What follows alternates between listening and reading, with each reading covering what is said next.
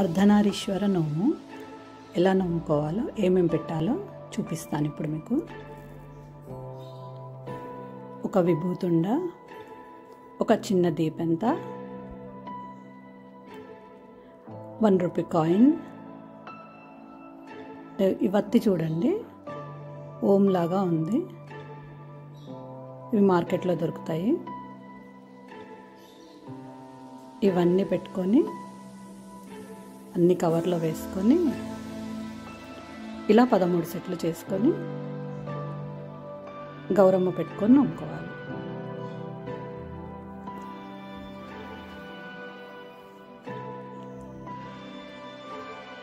ఇలా 13 ప్యాకెట్లు రెడీ చేసుకోవాలి.